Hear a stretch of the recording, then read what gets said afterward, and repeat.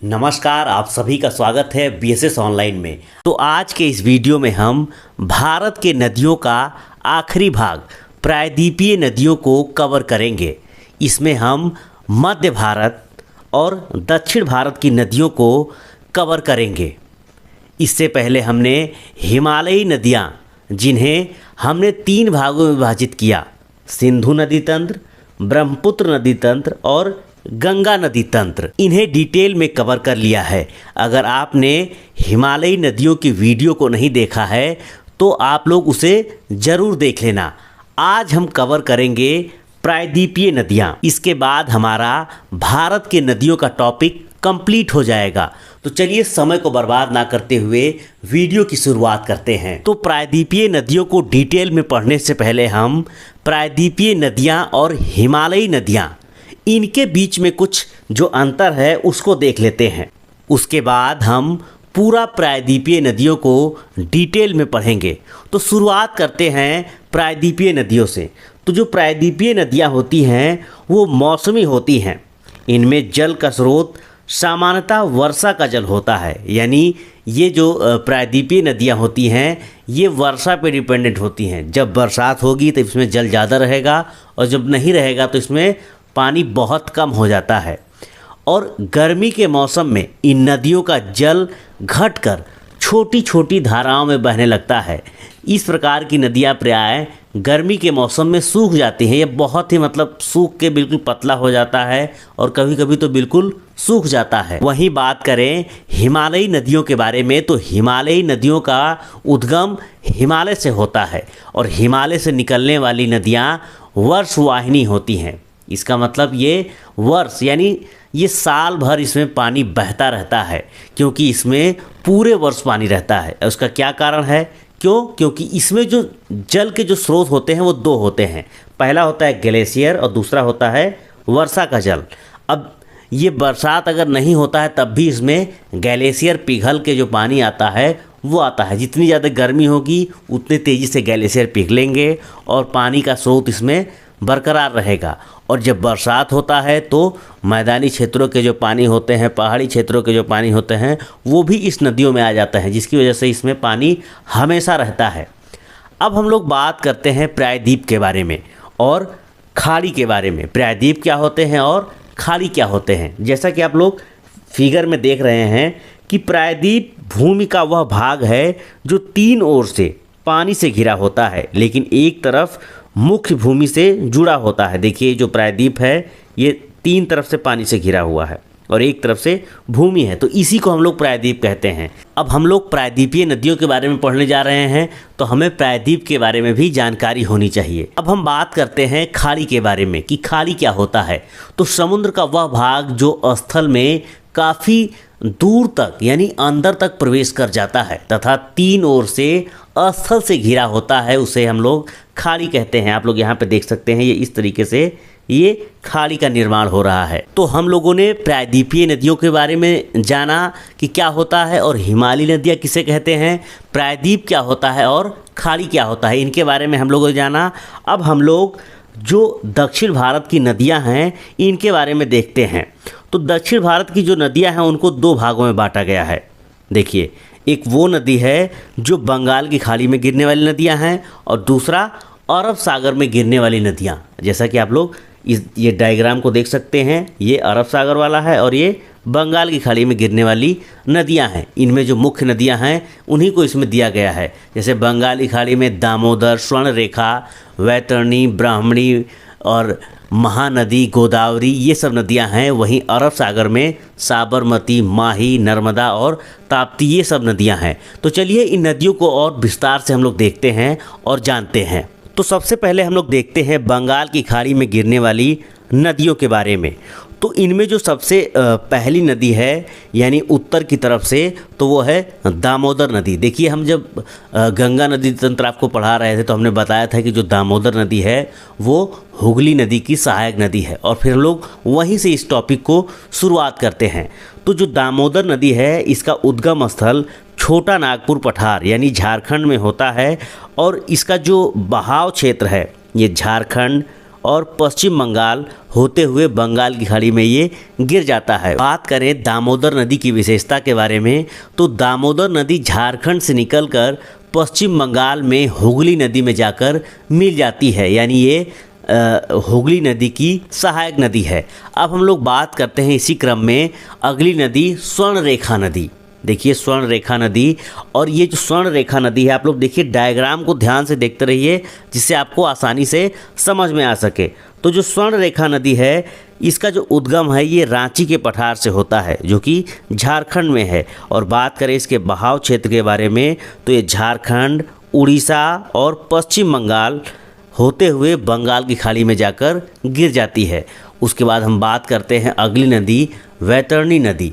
तो जो वैतरणी नदी है, इसका जो उद्गम स्थल है वो है क्योंझर पठार जो कि उड़ीसा में है। और जो क्योंझर पठार है ये यहीं से इसका उद्गम होता है, और इसका जो बहाव क्षेत्र है ये उड़ीसा में होता है, और उसके बाद ये फिर बंगाल की खाड़ी में जाकर गिर जाता है। अब देखते हैं अगली नदी ब्राह्मणी नदी के बारे में। तो इस नदी की जो विशेषता है उसको पहले हम लोग देखने से पहले ये देख लेते हैं कि ये दो नदियों से मिलकर ब्राह्मणी नदी बनती है। ये देखिए, ये जो है शंख नदी और कोयल नदी, ये दो नदियों का जो संगम होता है वो राउरकेला में होता है, और राउरकेला के बाद से इस नदी को ब्राह्मणी नदी कहा जाता है। और इसकी विशेषता के बारे में बात करें तो झारखंड से आने वाली दो नदियाँ, देखिए आप लोग देख सकते हैं ये दो नदियाँ इस तरीके से आती हैं, शंख और कोयल, और ये दोनों नदियाँ राउरकेला में मिल जाती है और वहीं से ब्राह्मणी नदी कहलाती है। उससे पहले ब्राह्मणी नदी नहीं कहा जाता है। और आखिर में जाकर वैतरणी नदी के पास बंगाल की खाड़ी में मिल जाती है। ये वैतरणी नदी के पास ही ये बंगाल की खाड़ी में मिल जाती है, और उसके बाद ये बंगाल की खाड़ी में चली जाती है, उसमें गिर जाती है। अब हम लोग देखते हैं अगली नदी महानदी। आप लोग यहाँ पे देख सकते हैं ये महानदी है, और इसका जो उद्गम है वो है सिहावा पहाड़ी जो कि छत्तीसगढ़ में है, यानी ये छत्तीसगढ़ से इसका उद्गम होता है। और इसका जो बहाव क्षेत्र है ये छत्तीसगढ़, उड़ीसा, बंगाल की खाड़ी, यानी ये बंगाल की खाड़ी में जाकर छत्तीसगढ़ और उड़ीसा में बहाव के बाद ये बंगाल की खाड़ी में जाकर मिल जाती है या फिर वहाँ पे गिर जाती है। और ये जो इसकी जो विशेषता है, ये उड़ीसा के कटक शहर में यह नदी डेल्टा बनाती है, और तेल नदी और जोक नदी इसकी सहायक नदियाँ हैं। एग्जाम में पूछा जाता है कि उड़ीसा में जो नदी बहती है महानदी, उसकी जो सहायक नदियों के नाम बताइए, तो वो आपका ऑप्शन हो जाएगा तेल नदी और जोक नदी, क्योंकि ये इसकी सहायक नदियां हैं। अब हम लोग देखते हैं अगली नदी गोदावरी नदी के बारे में। जैसा कि आप लोग इसे मैप में देख सकते हैं, तो इसको और विस्तार से देखते हैं क्योंकि ये थोड़ी बड़ी नदी है। तो बात करें गोदावरी नदी के बारे में, तो इसका जो उद्गम है ये त्र्यंबकेश्वर जो कि नासिक में है, यानी ये महाराष्ट्र से इसका उद्गम होता है। और इसका जो बहाव क्षेत्र है ये महाराष्ट्र, छत्तीसगढ़, तेलंगाना और आंध्र प्रदेश में है, और फिर ये जाके आखिरी में बंगाल की खाड़ी में गिर जाती है। वहीं बात करें इसकी विशेषता के बारे में, तो गोदावरी नदी की लंबाई 1465 किलोमीटर है। आप लोग देख सकते हैं इसकी लंबाई कितनी है, तो 1465 किलोमीटर है। और यह दक्षिण भारत की सबसे लंबी नदी है। एग्जाम में पूछा जाता है कि दक्षिण भारत की सबसे लंबी नदी कौन सी है, तो वो है गोदावरी नदी। और यह भारत की दूसरी सबसे लंबी नदी है, गंगा के बाद यह दूसरी सबसे लंबी नदी है। और इस नदी को वृद्ध गंगा, बूढ़ी गंगा और दक्षिण भारत की यानी दक्षिण की गंगा भी कहते हैं। और ये जो नासिक जो शहर है वो गोदावरी के तट पर ही है। बात करें इसकी सहायक नदियों के बारे में, तो जैसा कि आप लोग मैप में देख सकते हैं, ये नदी यहाँ से शुरुआत होती है और यहाँ तक आती है, फिर बंगाल की खाड़ी में ये गिर जाती है। तो यहाँ पे आप लोग देख सकते हैं कि ये यहाँ पे पूर्णा नदी इसमें आके मिलती है, फिर मंजीरा, फिर पेन गंगा, और ये पेन गंगा और वर्धा नदी आकर वेन गंगा में मिल जाती है। और फिर वेन गंगा प्राणहिता, जो प्राणहिता नदी है उसमें आकर मिल जाती है। और इसको ये तीनों के सम्मिलित स्वरूप, यानी तीनों नदियाँ जब मिल जाती हैं तो इसको हम लोग प्राणहिता कहते हैं। और फिर आगे जाकर इसमें इंद्रावती नदी आके इसमें मिलती है। उसके बाद आखिर में शबरी नदी इसमें मिल जाती है। तो ये इसकी सहायक नदियाँ हैं। अब हम लोग बात करते हैं अगली नदी कृष्णा नदी के बारे में। तो ये जो कृष्णा नदी है इसका उद्गम महाबलेश्वर पश्चिमी घाट महाराष्ट्र से होता है। ये कहाँ से होता है? तो ये महाबलेश्वर जो पश्चिमी घाट है वहाँ से होता है। देखिए, जब हम भारत की स्थिति विस्तार बता रहे थे तो उसमें हमने आपको बताया था पश्चिमी घाट और पूर्वी घाट। अगर आपने उस वीडियो को नहीं देखा है तो उसको आप लोग ज़रूर देख लेना, उससे आपको पश्चिमी घाट और पूर्वी घाट अच्छे से क्लियर हो जाएगा। वहीं बात करें इस नदी के बारे में तो इसका जो बहाव क्षेत्र है वो है महाराष्ट्र, कर्नाटक, तेलंगाना और आंध्र प्रदेश। ये आंध्र प्रदेश होते हुए फिर जाके ये बंगाल की खाड़ी में गिर जाती है। वहीं बात करें इस नदी की विशेषता के बारे में तो यह प्रायद्वीपीय भारत की दूसरी सबसे लंबी नदी है और ये कोयना नदी को महाराष्ट्र की जीवन धारा कहा जाता है। ये जो कोयना नदी है ये देख सकते हैं, और ये जो इसमें जो इसकी सहायक नदी है कोयना नदी, आप लोग देख सकते हैं ये कृष्णा नदी की सहायक नदी है कोयना, और इसी को महाराष्ट्र का जो है जीवन धारा कहा जाता है। और हैदराबाद, जो हैदराबाद शहर है वो मूसी नदी के तट पर स्थित है। देखिए, इसकी सहायक नदी ये मूसी है, इसी के पास जो है हैदराबाद जो शहर है वो यहीं पे स्थित है। और आंध्र प्रदेश में विजयवाड़ा के पास यह डेल्टा बनाती है। आंध्र प्रदेश में ये विजयवाड़ा के पास क्या बनाती है? डेल्टा। चलिए इसकी सहायक नदियों को एक बार फिर से देख लेते हैं विस्तार से। आप लोग देख सकते हैं ये यहाँ से महाबलेश्वर से यहाँ से निकलता है और फिर इसमें कोयना नदी मिलता है, घाट प्रभा और माल प्रभा देखिए यहाँ से मिल रहा है, फिर इधर से भीमा नदी, और फिर इसमें एक तुंगभद्रा नदी। ये तुंगभद्रा नदी दो नदियों से मिलकर बना है, तुंग और भद्रा, ये दोनों नदियाँ मिलकर तुंगभद्रा बनती हैं। ये भी कृष्णा की सहायक नदी है और मूसी जो है ये भी इसकी सहायक नदियाँ हैं। तो इस तरीके से हम लोग कृष्णा नदी के बारे में देखें। अब हम लोग देखते हैं अगली नदी। जो अगली नदी है उसका नाम है पेनार नदी। तो जो पेनार नदी है इसका जो उद्गम है ये कर्नाटक के कोलार से होता है। कोलार क्या आप बता सकते हैं कोलार क्यों फेमस है? कोलार की जो है आप लोग जानते होंगे कोलार की खान। आप लोग बताइए ज़रा ये किस मेटल यानी किस धातु के लिए फेमस है कोलार की खान? तो चलिए देखते हैं पेनार नदी के बारे में। तो इसका उद्गम है ये कर्नाटक के कोलार से होता है। और बात करें इसके बहाव क्षेत्र के बारे में तो इसका जो बहाव क्षेत्र है ये कर्नाटक और आंध्र प्रदेश में है और उसके बाद ये बंगाल की खाड़ी में गिर जाता है। अब हम लोग देखते हैं अगली नदी कावेरी नदी। जैसा कि आप लोग मैप में देख सकते हैं ये कावेरी नदी है। तो कावेरी नदी की विशेषता के बारे में बात करें यानी इसके उद्गम के बारे में बात करें तो इसका जो उद्गम है ये है ब्रह्मगिरी पहाड़ी। ये ब्रह्मगिरी पहाड़ी है वहाँ से निकलती है जो कि कर्नाटक में है। और इसका जो बहाव क्षेत्र है वो है कर्नाटक, तमिलनाडु, फिर ये जाकर बंगाल की खाड़ी में गिर जाती है। बात करें इसके विशेषता के बारे में तो यह दक्षिण भारत की एकमात्र सदाबहार नदी है। क्यों? क्योंकि इसमें पूरे वर्ष इसमें पानी रहता है। क्योंकि ये जो निकलती है पहाड़ी से तो वहाँ से इसमें पानी हमेशा निकलता रहता है, जिसकी वजह से इसमें हमेशा पानी रहता है। ये साल भर इसमें पानी रहता है, इसीलिए इसे दक्षिण भारत की गंगा भी कहते हैं। ठीक है, देखिए ध्यान रखना है, जो बूढ़ी गंगा वृद्ध गंगा है वो दूसरी नदी है, लेकिन इसको क्या कहा जाता है? दक्षिण भारत की गंगा कहते हैं। अब हम बात करते हैं दो और छोटी नदियाँ, वैगई नदी और ताम्रपर्णी नदी के बारे में। तो देखिए ये आप लोग जैसा कि आप लोग जानते होंगे कि यहाँ पे श्रीलंका है। ठीक है, यहाँ पे श्रीलंका है और इसके जो इस क्षेत्र में जो खाड़ी बनता है उसको हम लोग कहते हैं पाक खाड़ी, पाक जल संधि, और इधर जो है इसको हम लोग कहते हैं मन्नार की खाड़ी। तो ये दो नदियाँ जो वैगई है ये तमिलनाडु से निकलती है और ये पाक की खाड़ी में जाकर गिर जाती है। और मदुरई शहर जो है ये वैगई नदी के तट पर ही स्थित है। मदुरई काफ़ी फेमस है, जब आप लोग हिस्ट्री पढ़ेंगे तो उसमें आपको मदुरई शहर के बारे में आपको पता चलेगा। वैसे बहुत लोग जानते होंगे मदुरई शहर के बारे में। अब हम बात करते हैं ताम्रपर्णी नदी के बारे में। तो ये जो नदी है ये मन्नार की खाड़ी में आकर गिर जाती है, तमिलनाडु से निकलता है और मन्नार की खाड़ी में जाकर मिल जाता है। मन्नार की खाड़ी इधर है ये वाला। तो इस तरीके से हम लोगों ने बंगाल की खाड़ी में गिरने वाले नदियों के बारे में देखा। अब हम लोग अरब सागर में गिरने वाली नदियों के बारे में देखेंगे। तो शुरुआत करते हैं लूनी नदी से। तो जो लूनी नदी है इसका जो उद्गम है ये अरावली पहाड़ी अजमेर के पास से होता है, जो कि राजस्थान में है। और जो लूनी नदी है इसका जो बहाव क्षेत्र है ये राजस्थान और गुजरात में है, और फिर बाद में ये रण के कच्छ में चला जाता है। और बात करें इसकी विशेषता के बारे में तो यह नदी गुजरात के कच्छ के रण में विलुप्त हो जाती है। इसीलिए देखिए इसको यह नहीं कहा गया कि ये जो है अरब सागर में जाकर गिर जाती है। क्यों? क्योंकि ये रेगिस्तान से होकर गुजरता है और उसी में ये विलुप्त हो जाता है। और मरुस्थलीय क्षेत्र में बहने के कारण इसे हम लोग मरुस्थलीय क्षेत्र में बहने के कारण क्या कहते हैं, इसे मरुस्थलीय नदी भी कहा जाता है। अब हम बात करते हैं अगली नदी, साबरमती नदी। तो जो साबरमती नदी है इसका जो उद्गम है ये उदयपुर ज़िले में अरावली पर्वत श्रृंखला में होती है, जो कि राजस्थान में है।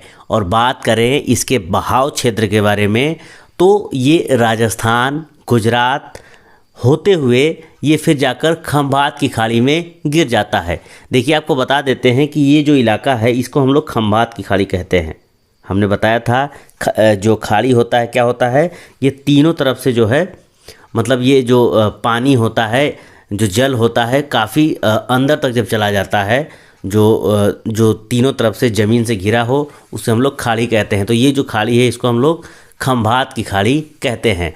तो ये साबरमती नदी कहाँ जाकर विलीन हो जाती है, यानी कहाँ जाकर गिर जाती है, तो ये खंभात की खाड़ी में गिर जाती है। बात करें इसके विशेषता के बारे में तो अहमदाबाद और गांधीनगर साबरमती नदी के तट पर ही स्थित है। अब हम लोग देखते हैं अगली नदी जिसका नाम है माही नदी। इसका जो उद्गम है ये है विंध्याचल पर्वत। ये विंध्याचल पर्वत श्रेणी से उसका उद्गम होता है, जो कि मध्य प्रदेश में है। और इसका जो बहाव क्षेत्र है ये मध्य प्रदेश, राजस्थान और गुजरात है। फिर जाकर ये खंभात की खाड़ी में गिर जाता है। यहाँ पे आप लोग देख सकते हैं माही नदी। और इसकी जो सबसे विशेषता है वो क्या है, कई बार एग्जाम में पूछा गया है, क्योंकि ये जो माही नदी है ये कर्क रेखा को 2 बार काटती है। हमने बताया था स्थिति और विस्तार वाले वीडियो में कि इसके बीचों बीच से, भारत के बीचों बीच से जो है कर्क रेखा गुजरती है। तो इसी रेखा को ये 2 बार काटती है। ठीक है, कौन सी नदी काटती है, तो माही नदी कर्क रेखा को 2 बार काटती है। अब हम लोग देखते हैं अगली नदी नर्मदा नदी के बारे में। तो इसका जो उद्गम स्थल है, यानी कहाँ से इसका उद्गम होता है, तो ये अमरकंटक पहाड़ी की पश्चिमी ढाल यानी मध्य प्रदेश से इसकी उद्गम होता है।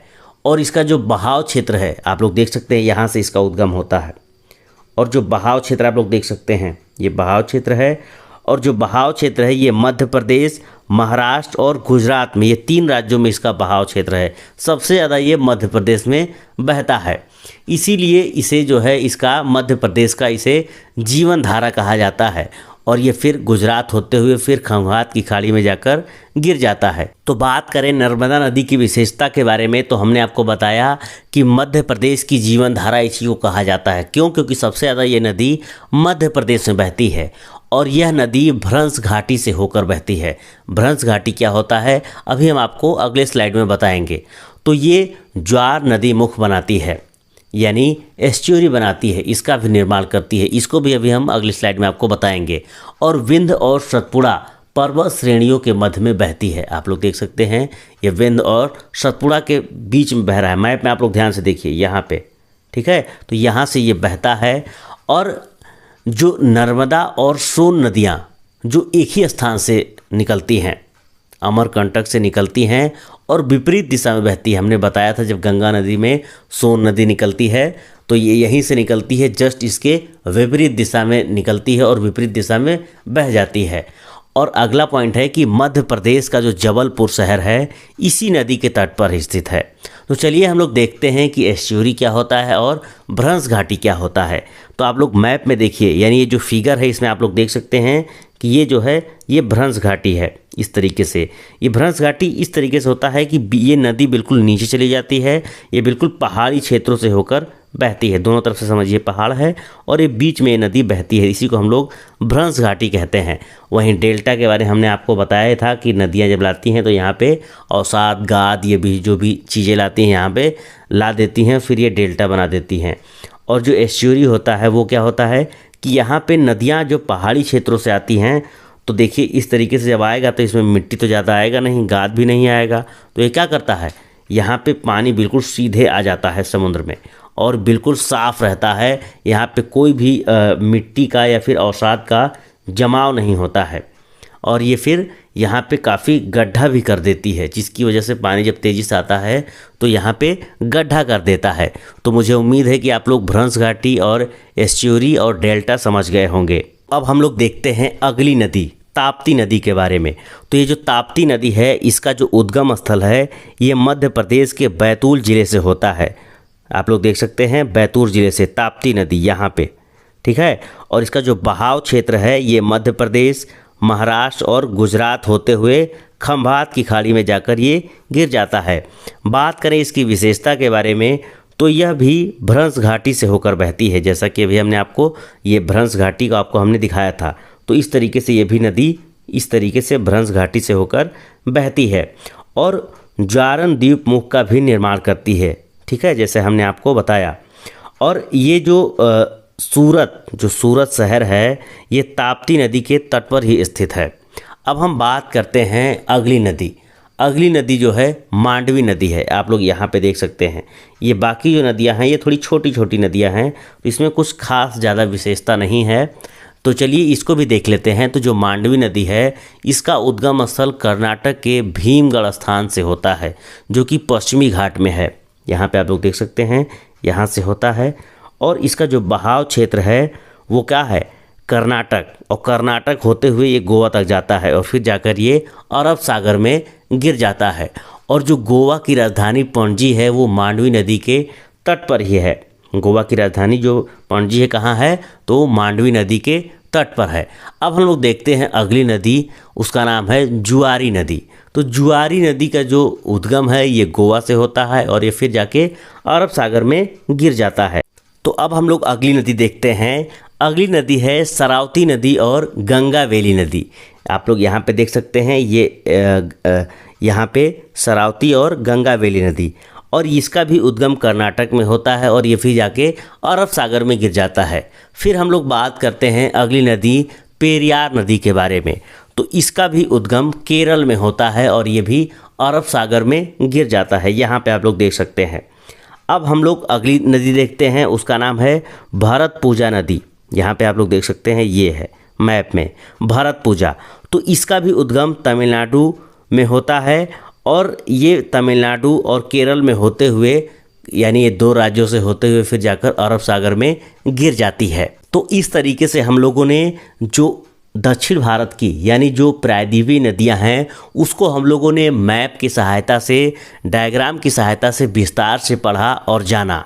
और आज हमारा जो भारत का जो नदियों का जो टॉपिक है वो तीसरा पार्ट कंप्लीट हो गया, यानी पूरी नदियां हम लोगों ने कवर कर लिया, जान लिया। तो इसी के साथ प्रायद्वीपीय नदियों पर बनी ये जानकारी आपको कैसी लगी कमेंट बॉक्स में लिखकर ज़रूर शेयर कीजिएगा, क्योंकि हमें आपके सपोर्ट की ज़रूरत है, हौसला अफजाई की ज़रूरत है, ताकि हम ऐसे ही अमेजिंग जानकारी आप सभी के लिए लेकर आएँ।